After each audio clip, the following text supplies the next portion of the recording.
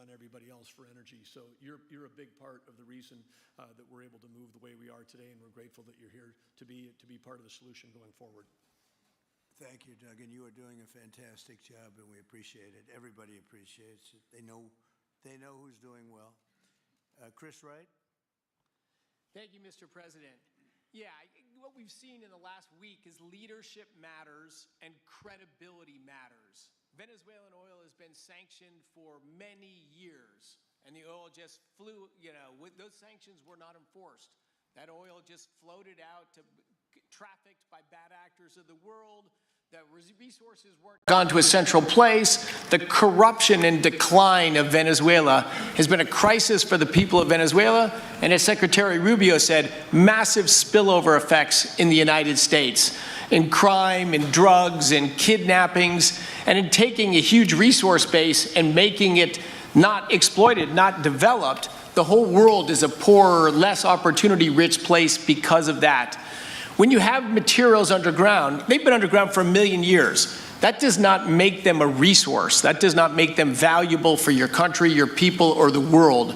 They only become a resource with technology, with capital, with rule of law, and a system of governance that encourages the harvesting of those resources to make the better world. And we see here the dramatic contrast between the United States, which may have less oil underground than Venezuela. We have 20 times the production of Venezuela, 20 times the impact of human betterment, massively better quality of living here in the United States. That was at risk under the last administration. We've seen a lot of attacks on the energy that makes the world go round. President Trump's election has removed those risks, has embraced reality about how the world is energized, and we are record production of oil in the United States, record production in natural gas in the United States. We've seen a meaningful decline in gasoline prices, diesel prices, travel prices because of jet fuel. And now President Trump is taking the genius of a different way to try to solve a 25-year festering problem in Venezuela, that all the traditional things have not worked. But ordering both a tremendous military operation to remove the heads of a criminal organization masquerading as a government, and then to use the power of our military, not to fire bullets, but to stop the flow of Venezuelan oil to the world, immediately gave us leverage over the interim authorities in Venezuela and has allowed us to be in this position today where the actions of this government can massively improve Venezuela for the better, and the bigger impact is to massively improve the quality of life, affordability, safety, and security of the United States. Very proud to be here. And we'll turn it over to Mark Nelson, who's the vice chairman of Chevron. Chevron has been in Venezuela for over 100 years, continuously. Mike Wirth, the CEO, had a knee replacement recently. He's not here. Mark is a tremendous leader in our industry, and I'll turn it over to him. Thank you, Secretary Wright. Again, I'll send Mike Wirth's regrets. He really wanted to be here, Mr. President. Right. Great guy. On his behalf, I have 3 very quick thank yous and an assurance I'd like to provide you all. The first thank you, Mr. President, is to you. It's thank you for convening this gathering. It's thank you for your leadership, and thank you for continuing to keep American energy domination in the forefront. So thank you for that. Thank you very much. The second thank you actually is to the cabinet. So Secretary Rubio, Secretary Burgum, Secretary Wright, your ability and commitment to continue to engage with the parties around the table to keep the world working is greatly appreciated. So thank you for that. And the final thank you actually would go to our Venezuelan employees of Chevron. They have been working tirelessly to operate safely, protect the environment in country, and their dedication and skill will help us in this next chapter. And finally, I'll close with the assurance. For more than a century, Chevron has been a part of Venezuela's past. We are certainly committed to its present, and we very much look forward as a proud American company to help it build a better future. And so, Mr. President, thank you for your leadership. You really suffered there. You stuck it out. A lot of people left. A lot of big companies left. Many of the people sitting at this table left because of the safety risk and other risks. But you stuck it out. I give you credit for that. Sometimes it was hard. I remember 6 months ago, I told you to stay, just stay. Things are going to happen. You'll be very happy. I didn't know they were going to happen this fast or this conclusively. One thing I think everyone has to know is that if we didn't do this, China or Russia would have done it. And if China or Russia were a next-door neighbor, because essentially this is not around the other parts of the world so far away where you fly in an airplane for 24 hours before you get there. This is sort of a next-door neighbor, if you think about it. And I told China and I told Russia, we get along with you very well. We like you very much. We don't want you there. Not going to be there. And if we didn't do this, China would have been there and Russia would have been there. Maybe they both would have been there together, but they're not going to be there now. One thing I will tell them, and I will tell you, that we are open for business. China can buy all the oil they want from us there or in the United States. Russia can get all the oil they need from us, and they do like oil, even though they produce a lot of it. But China and Russia and everybody else is able to go, and we'll be open for business almost immediately. I have a feeling the $100 million will be spent $100 billion will be spent very, very rapidly by these very big, powerful, and rich companies, and I think they're going to be able to rebuild the infrastructure. And I hope it's going to be brand new as opposed to a rehab, because I know the tremendous difference between the new and the not so new in your industry. The new is much more beautiful, much better in every way, and actually much smaller. It's like everything else, gets smaller and stronger. It's a combination of smaller, better, and stronger. So I hope you're going to build all brand new stuff, rip out the old crap that's been there for so many years, and do it the right way. You're going to be there a long time if we make a deal. If we make a deal, you're going to be there a long time. If we don't make a deal, you won't be there at all. It's, sort of interesting. But again, China and Russia would have been there if we didn't do this. And the other thing, people ask about the second wave. I don't think it's going to be necessary. We have an armada, a giant armada like nobody's ever seen in that part of the world. And it's stationed off the coast. And we are getting along so well with the people that are involved in representing Venezuela that I don't think we're going to have any I don't think it's going to be necessary to do the second wave. We were planning on a second wave, but the first wave was so powerful and so good and so strong. And frankly, the people in the country, they did the right thing. They were smart. They did the right thing. They didn't want to go through a second wave. But we've got a tremendous number of the most powerful ships in the world right there. I don't think we're going to have to use that. I'm happy to say that. I don't think we're going to have to use that at all. If I could ask Chevron, you did a great job. I want to thank you. And ExxonMobil, if you would say a few words, and then followed by Conoco, great companies, massive companies, great companies. Exxon, please. Sure. Thank you, Mr. President. I appreciate the invitation and the opportunity, frankly, for the entire industry to show up and provide a perspective. Frankly, we've been kind of unresponsive to the press regarding Venezuela, but I guess today's the opportunity to address the press directly with respect to a number of questions that have been asked of ExxonMobil. First and foremost, obviously, is the interest that we have in Venezuela. And I think, the way I would position that, I think one of the reasons why we see many of the industry players here is we're in a depletion business for a product that is in great demand and will be in demand for many, many, many decades to come. And as a depletion business, the biggest challenge we have is finding resources. There's an opportunity in Venezuela with all the resources there is we don't have that challenge of finding, we have the challenge of developing those resources. So I think it's in the best interest of these companies and frankly society as a whole for the industry to be interested in understanding what the opportunity here represents.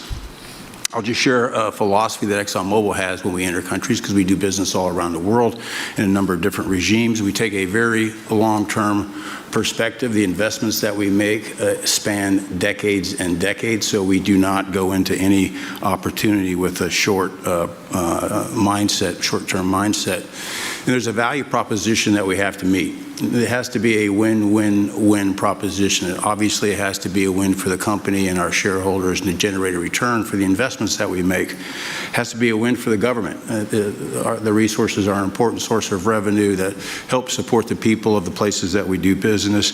And it has to be a win for the people. We have to be wanted there and to be a good neighbor. And those three things ensure a stable, long-term platform for the large investments that we make for the long term. With respect to Venezuela in particular, we have a very long history in Venezuela. In fact, we first got into Venezuela back in the 1940s. We've had our assets seized there twice. And so you can imagine to re-enter a third time would require some pretty significant changes from what we've historically seen here and what is currently the state. If we look at the legal and commercial constructs and frameworks in place today in Venezuela, today it's uninvestable.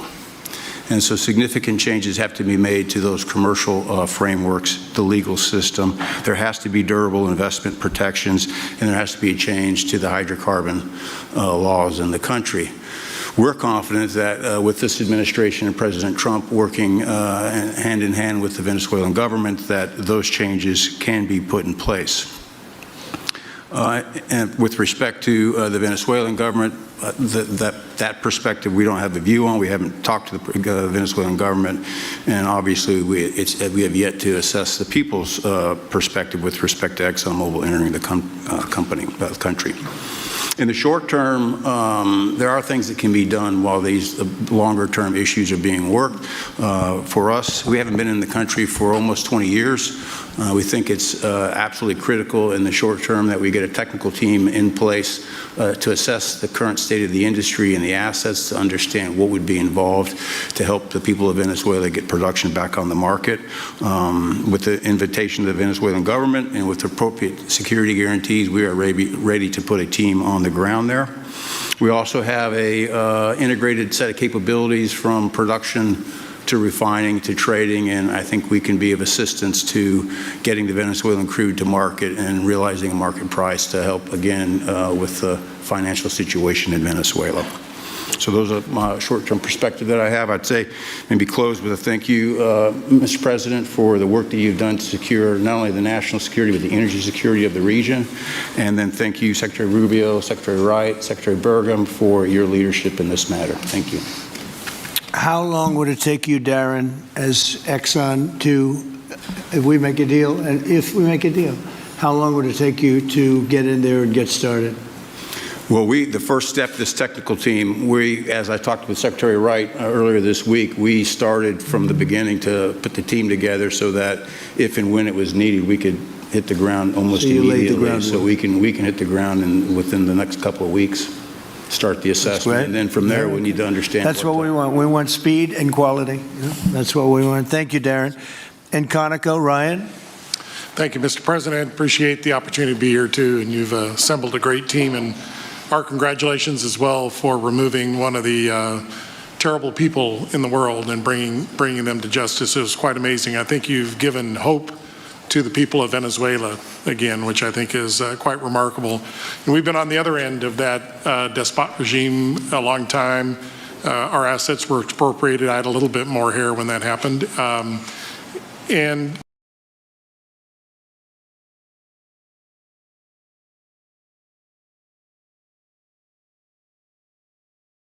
situation, but I think your big and bold idea to use energy commerce instead of conflict is something that could make a real big difference in Venezuela. And our company certainly stands ready to help in that endeavor.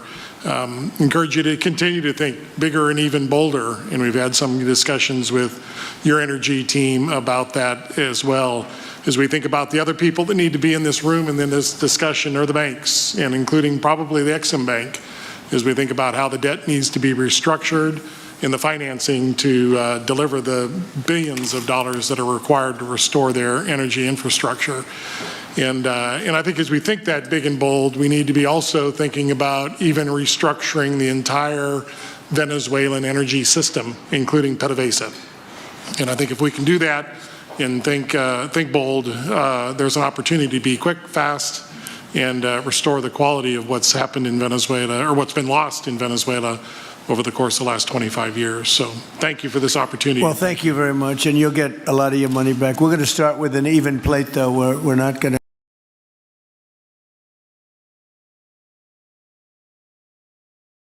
You're going to make a lot of money, but we're not going to go back. You left a lot of money behind, I guess, huh?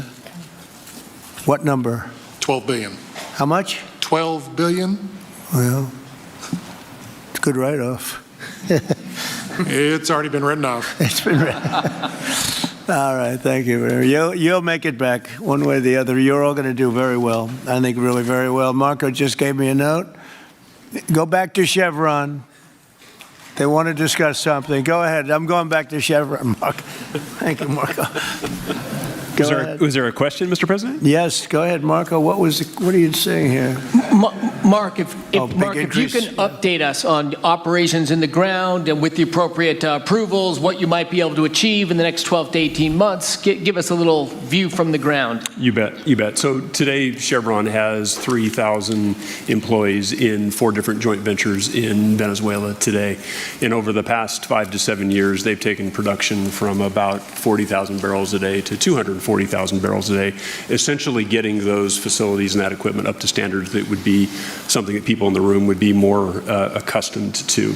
Given the work we've done with Secretary Wright and Secretary Burgum and even Secretary Bessent, I think we have a path forward here very shortly to be able to increase our liftings from those joint ventures 100%, essentially effective immediately. We are also able to increase our production within our own disciplined investment schemes by about 50% just in the next 18 to 24 months. And that's just leveraging what's on the ground. So to Secretary Rubio's comments about phase 1, this is taking the momentum of improvements we've already made there locally and building on those and creating more momentum for the people of Venezuela. Do you think you have an advantage being there? It's, you've been there by the skin of your teeth. It's been tough for you to be there, but do you think you have an advantage over the other people in this room by the fact that you are there? Yeah, I think there are, Mr. President, I think there would be days where it didn't feel like an advantage, and there are days where it does feel like an advantage. But having people on the ground today that care desperately about the people of Venezuela and know how to operate the assets that are there, that is a definite advantage today. Would you say the best locations are available, or would you say the best locations are already sort of worked, even though they're in very bad shape? The best locations for finding oil, the best locations for oil. There are more opportunities than not, Mr. President. With 300 billion barrels of reserves and resources in country, there are lots of opportunities for many companies. Will you be building new, or will you be using the old infrastructure that you have? Yeah, today it's a little bit of a mix, but today it's mostly us taking the equipment of today, getting it to the standards that we are accustomed to your comments about making it how it should be today. Most of the investments that we've been making are about getting it up to our standards. Well, I think you're going to make an investment, but you're going to get your money back very quickly, and that's part of our thing. We're going to have you get your money back fast, and then you'll give a lot to Venezuela and to the United States after that. Okay, so you'll be in good shape. Could I ask Harold Hamm to say a few words? He's been a friend of mine for a long time. Very amazing man, actually, amazing energy person. Well, thank you, Mr. President. It's good to be here with so many dignified people. And this effort particularly, and thank you for your effort for what you've done here, taking this despot out of that area. And the world dealt with him way too long. Certainly our industry knows that this is a real jewel that can be developed for the people of Venezuela, and also benefit the world. And like Secretary Wright said, it has not been done. That's not been done in the past, and they had a good chance at it. Brought someone in that totally took it down, as everybody knows here, and that was Chavez, and we know what happened to him finally. But that ruined the industry in Venezuela, and all of us know how that ended very well, very wrongly. So anyway, we're glad to see what's happened here, and look forward for the opportunity for a lot of people in this room, but also for America and the country itself. Are you going to be involved in going in? Because, you know, he's in North Dakota and he's in Oklahoma and some incredible places. It's a little bit different, but there's no doubt about you won't have to worry about the straw too much here. You can just go at it. Are you going to be one of the participants? Well, certainly, you know, I'm an oil finder, like you said. You know, Barry Spitzer, you know, told that story. The coach. And he's kind of exaggerated a little bit. It doesn't come out quite that easily usually. But anyway, great story. I love it. But I love Barry. Barry's the one that told me this. Yeah, he's a champion, you know, in a lot of ways. So love that story. Certainly, it excites me as an explorationist. You know, everybody has that in their blood, and you know, it is a very exciting country and a lot of reserves. And so it's got its challenges, and the industry knows how to handle that. And like Darren said, you know, you go into your eyes open and do the best you can with the team you got. So well, you're going to thank have you. something that they never had really here is tremendous security. You're going to be very secure, very safe, physically safe, in addition to financially safe. So it's good to see you, Harold. Thank you very much. Does anybody have anything to say before we get to the press? What does Cuba have to do to avoid the same fate as Venezuela? What does Cuba have to do? Well, Cuba's in bad shape. Cuba relied on Venezuela for oil and for money, and nobody really knows what's going to happen with Cuba. They're doing very poorly. They're really third world all the way, and we have a lot of great Cuban Americans. And I would say Marco fits very solidly into that category. And I might ask you to say a few words about, we were discussing it before, Cuba is a very different, they don't have energy, they don't have oil, but they would live off of the oil from Venezuela. And what they do have is very strong people and very powerful people militarily, and they would protect the people running Venezuela, and they would take in a lot of money from Venezuela. Now they don't have that. They won't be taking in any money. So, Marco, what do you think? Well, I mean, the fundamental problem in Cuba is that it's run by incompetent people that don't know what an economy looks like, much less a functioning one. They've made a choice, and that is they would rather have political control over their people than they would to have an economy that functions. And they've gotten away with it for 60-something years because they've had donors, the Soviet Union, and now most recently Venezuela, but that's now gone. So the people in control in Cuba have a choice to make. They can either have a real country with a real economy where their people can prosper, or they can continue with their failing dictatorship that's going to lead to systemic and societal collapse. So it's a very stark and dramatic choice, and it's one we hope to make the right one. We don't have an interest in a destabilized Cuba, but that would be their fault because they refuse to allow the people of Cuba to have either economic or political freedom for that matter. And you have a lot of people in this country that want to go back to Cuba and help Cuba. A lot of people have left, you know, they came in penniless, they didn't have anything, and they've become very rich people in our country, and they want to very much go back and help Cuba. So that's something that Cuba has that a lot of other places don't have. Peter? President Trump, thank you. I do want to ask you about Minnesota, but first, just more on topic. President Zelensky said that he was watching with the rest of the world as you made this order to go and capture Nicolas Maduro. And he said, if that's how it works with dictators, then the United States knows what to do next. Sounds like he wants you to go and capture Vladimir Putin. Would you ever order a mission to go and capture Vladimir Putin? Well, I don't think it's going to be necessary. I think we're going to have I've always had a great relationship with him. I'm very disappointed. I settled 8 wars. I thought this would be in the middle of the pack or maybe one of the easier ones. And I don't know if you know, Peter, the last month, they lost 31,000 people, many of them Russian soldiers, and the Russian economy is doing poorly. I think we're going to end up getting it settled. I wish we could have done it quicker because a lot of people are dying, and mostly soldiers. You know, they get hit in Kiev and they get hit a little bit here and there, and people are dying there too.